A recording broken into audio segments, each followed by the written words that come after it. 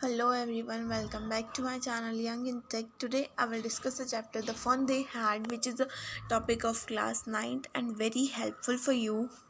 So let us start discussing the chapter without wasting our precious time. Margie even wrote about it that night in her diary. On the page headed 17 May 2157, she wrote, Today Tommy found a real book. So what does here the real book means? सबसे पहले हम ये discuss करते हैं, then we discuss the first one part. So यहाँ पर real book का meaning ये है कि जो आज हम रेगुलर बुक्स पढ़ते हैं वो टॉमी के लिए और मार्जी के लिए रियल बुक्स हैं, क्योंकि उनके जो टीचर हैं वो मैकेनिकल टीचर हैं. जैसे हमारे आज ह्यूमन टीचर हैं, हमारे तरह ही वो ह्यूमंस हैं, बट हमारे जो उनके टीचर हैं और हमारे टीचर हैं उनमें डिफरेंस क्या है.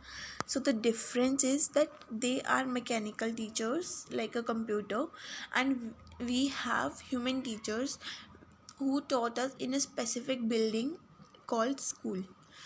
तो जब हम फर्स्ट लाइन को रीड करते हैं 17 मई 2157, तो इससे तो क्लियर हो ही जाता है गाइस कि ये जो बच्चों के बारे में यहाँ पर बात की जा रही है वो इस सेंचुरी के बच्चे नहीं हैं, वो एक सेंचुरी आगे के बच्चे हैं जिनका कि स्कूल अपने घर के अंदर ही लोकेटेड है.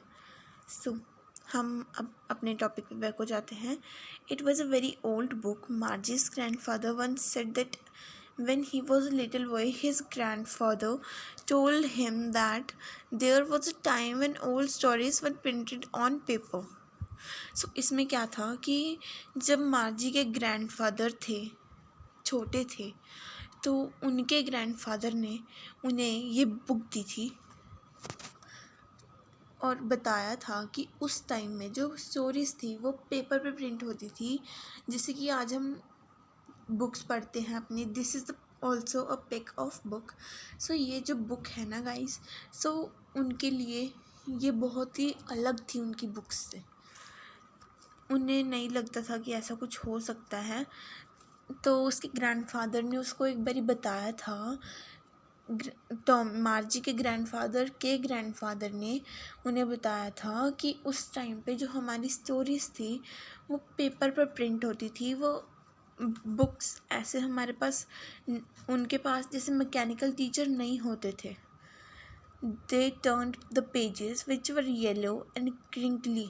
It was awfully funny to read the words that stood still instead of moving the way that they were supposed to on a screen, and then when they turned back to the page before, it had same words on it that it had when they read it first time.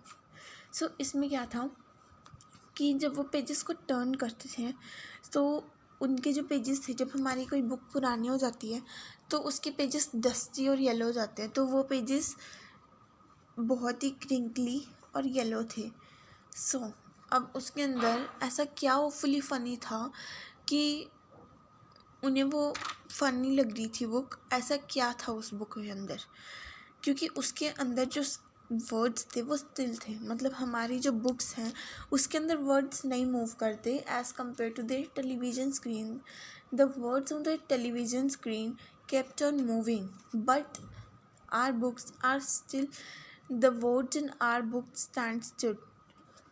So ये एक difference था बहुत ही बड़ा, जो कि उन्हें लगा कि ये तो बहुत ऑफुली फ़नी है, क्योंकि ये वर्ड्स तो मूव ही नहीं कर रहे, तो how could a person read them. तो उन्होंने जब उन्होंने एक बार जो पेज रीड किया उसको दोबारा वही पेज खोला तो उस पर सेम वर्ड्स थे. तो हमारे लिए बिल्कुल नॉर्मल है, but that's not normal for them. Tommy said, what a waste. When you are through with the book, you just throw it away. I guess our television screen must have a million books on it, and it's good for plenty more. I wouldn't throw it away. So अब Tommy क्या कहता है कि ये books जो हैं ये waste है। हालांकि ये बुक्स वेस्ट नहीं है, हमारी बुक्स वेस्ट नहीं है, बट उसे ऐसा लगता है कि वो वेस्ट है। क्यों? क्योंकि वो सोचता है कि अगर हमने इस बुक एक बारी सारी पढ़ ली है तो उसके बाद हमें वो बुक किसी काम की नहीं लगती, we have to throw it away. But he didn't knew that books are treasure of knowledge और कुड बी रीड और रीड अगेन। सो उसे ये नहीं पता था, तो उसने टेलीविज़न स्क्रीन से इस बुक्स को, हमारी बुक्स को कंपेयर किया है कि टेलीविज़न स्क्रीन के अंदर मिलियंस ऑफ बुक्स अभी भी अवेलेबल हैं, और अगर अभी हम उसमें प्लेंटी मतलब बहुत सारी और डाल दें तब भी वो मैनेज कर लेगा। इसलिए मैं उसे कभी थ्रो आउट नहीं करूँगा। इस बात पे मार्जी कहती है सेम विद माइंड, मेरी बुक्स के साथ भी यही है, तो मैं भी उन्हें कभी थ्रो नहीं करूँगी। So Margie here was 11 years old and Tommy was 13 years old। तो मार्जी छोटी है तो उससे साफ पता चलता है कि टॉमी ने मार्जी से ज़्यादा बुक्स पढ़ी हैं। She said where did you find it. Margie ने टॉमी से पूछा कि तुम्हें ये रियल बुक कहाँ से मिली। सो टॉमी ने उसे बताया in my house. He pointed without looking because he was busy reading in the attic. उसने कहा एटिक, एक एटिक जैसे होता है ना एक स्टोर रूम,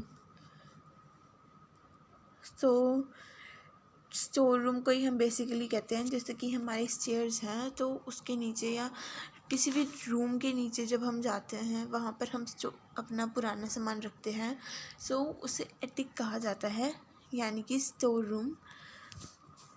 उसने इंटरेस्ट शो नहीं करते हुए कहा क्योंकि वो बुक रीडिंग में बिजी था। What is it about. अब उसने पूछा कि ये बुक किस बारे में है। सो टॉमी ने उसे बताया कि ये बुक स्कूल्स के बारे में है जो कि पहले टाइम में होते थे। अब मार्जी को नहीं पता था कि स्कूल क्या होते हैं, तो उसने कहा school, what's there to write about school, I hate school. Margie always hated school, but now she hated it more than ever. The mechanical teacher had been giving her test after test in her geography, and she said she had been doing worse and worse until her mother had shaken her head sorrowfully and sent for the county inspector. So इसमें क्या था, मार्जी बहुत शौक हो गई कि school के बारे में लिखना ये तो बहुत ही ज़्यादा वेस्ट है। क्योंकि मार्जी को स्कूल से नफ़रत थी। मार्जी को हमेशा से ये स्कूल पसंद नहीं था, लेकिन अब वो स्कूल को पहले से भी ज़्यादा हेट करने लग गई थी, क्योंकि उसकी जो मैकेनिकल टीचर थी वो उसे ज्योग्राफी में टेस्ट पे टेस्ट दी जा रही थी, बट वो उसके साथ कॉप अप नहीं कर पा रही थी, और उसके अंदर उसका जो परफॉर्मेंस था वो डाउन डाउन एंड डाउन चला जा रहा था। जब तक कि उसकी मम्मा ने अपना सर नहीं पकड़ लिया और काउंटी इंस्पेक्टर नहीं सेंड किया, तब तक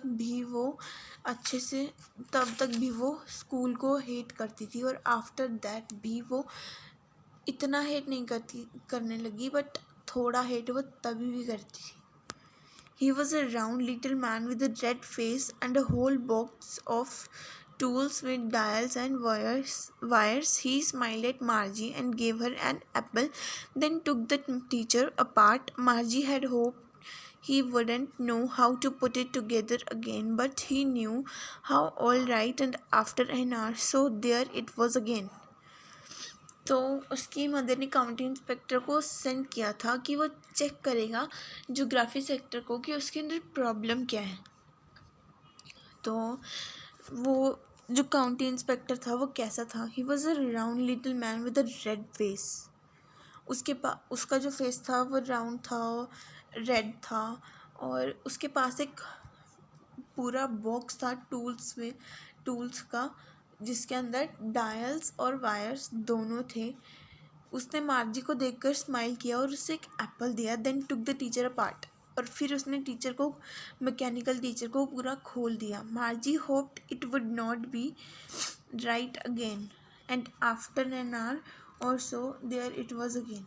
तो मार्जी ने क्या सोचा था कि ये जो काउंटी इंस्पेक्टर है काश कि इसे ठीक ना कर पाए, लेकिन थोड़े ही घंटों बाद या 1 घंटे या 2 घंटे जितने भी हम लगा सकते हैं, उतने ही टाइम, थोड़े टाइम के बाद ही वो ठीक हो गया।